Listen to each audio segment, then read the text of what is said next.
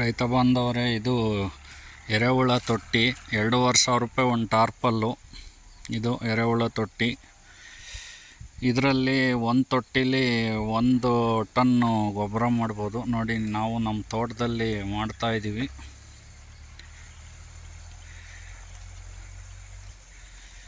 ನೋಡಿ, ಈಗ ಇದು ಹಾಕ್ತಾ ಇರೋದು ಸೋಗೆ ಎಡಮಟ್ಟೆ ಹೊಡೆದಿರೋದು ಪುಡಿ, ಮಿಷಿನ್ನಲ್ಲಿ ಹೊಡೆದಿರೋದು ಟ್ಯಾಕ್ಟ್ರಿಲಿ. ನೋಡಿ, ಇದು ಪುಡಿ ನೋಡಿ, ಈ ಟೈಪ್ ಬಂದಿದೆ.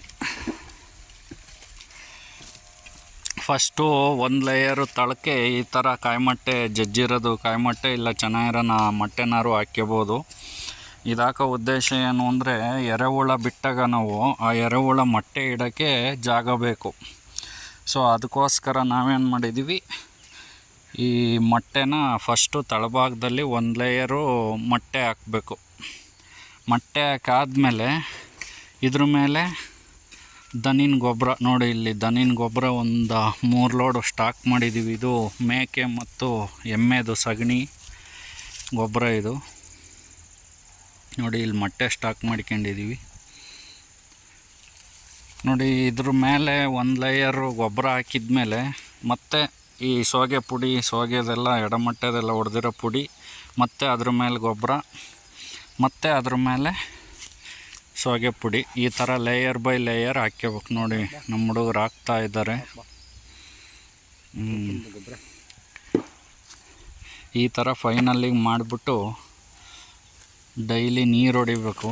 ನೀರು ಹೊಡೆದ್ಬಿಟ್ಟು ಚೆನ್ನಾಗಿ ಇದು ಕೂಲ್ ಆದಮೇಲೆ ನೋಡಿ, ಈ ಥರ ಒಳಗಡೆ ಕೈ ಇಟ್ಟು ನೋಡಬೇಕು, ತಣ್ಣಗೆ ಇರಬೇಕು, ಕೋಲ್ಡ್ ಇರಬೇಕು. ಈ ಥರ ಕೋಲ್ಡ್ ಆದಮೇಲೆ ನೀವು ಇದಕ್ಕೆ ಎರೆಹುಳ ತಂದು ಬಿಡಬೇಕು. ಒಂದು ತೊಟ್ಟಿಗೆ 3-4 kg ಬಿಟ್ಟರೆ ಒಂದು 2 ತಿಂಗಳು 3 ತಿಂಗಳೊಳಗೆ ಗೊಬ್ಬರ ಮಾಡಾಕ್ಬಿಡುತ್ತೆ. ಇದನ್ನು 1 kg ಇವಾಗ 10 ರೂಪಾಯಿ ಇದೆ. ನಾವು ಸುಮ್ಮನೆ ನೋಡಿ ಸೋಗೆಗಳ್ನೆಲ್ಲ ನೋಡಿ, ನಾನೀಗ ಈ ಕಡೆ ತೋರಿಸ್ತಾ ಇದ್ದೀನಿ. ನೋಡಿ, ಈ ಸೋಗೆಗಳ್ನೆಲ್ಲ ನಾನೀಗ ಒಂದೊಂತ ಗುಡ್ಡ ಹಾಕ್ಕೊಂಡಿದ್ದೀನಿ.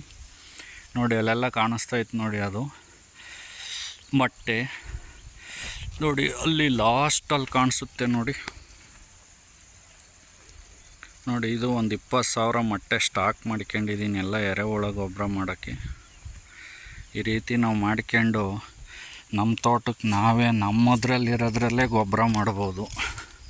ನೋಡಿ, ಈ ಥರ ಎಲ್ಲ ಸ್ಟಾಕ್ ಮಾಡಬೇಕು. ಒಂದು ಕಡೆ ಸ್ಟಾಕ್ ಮಾಡ್ಕೊಂಡು ಮಿಷಿನಲ್ಲಿ ಹೊಡಿಸ್ಕೊಂಬಿಟ್ಟು ಇದನ್ನು ಈ ಥರ ಎರೆಹುಳ ತೊಟ್ಟಿ ತಂದು ಎರೆಹುಳ ಗೊಬ್ಬರ ಮಾಡ್ಕೊಂಡ್ರೆ ನಮ್ಮ ತೋಟಕ್ಕೆ ಮಸ್ತಾಗುತ್ತೆ ಗೊಬ್ಬರ. ಅದೇನೆ ಆದಷ್ಟು ರೈತರು ಸ್ವಾಗೆ ಎಡಮಟ್ಟೆ ಎಲ್ಲ ಸುಡ್ದೇನೆ ಒಂದಕ್ಕೆ ಈ ಥರ ಗುಡ್ಡ ಹಾಕ್ಕೊಂಬಿಟ್ಟು ಮಿಷಿನ್ ನಡೆಸ್ಬಿಟ್ಟು ಅದನ್ನೆಲ್ಲ ಈ ಥರ ಎರೆಹುಳ ಗೊಬ್ಬರ ಮಾಡಿ ತೋಟಕ್ಕೆ ಹಾಕಿರೆ ತೋಟ ಯಾವುದೇ ರೋಗ ರುಜಿನ ಇಲ್ಲದೆ ಚೆನ್ನಾಗಿರುತ್ತೆ. ನೋಡಿ, ಯಾವ ಥರ ಕಾಯಿ ಬಿಟ್ಟವೆ ನೋಡಿ. ಇವೆಲ್ಲ ತೆಂಗಿನ ಗಿಡ ಹೆಂಗೆ ಕಲ್ಲರ್ ಆಗಿದ್ದಾವೆ ನೋಡಿ.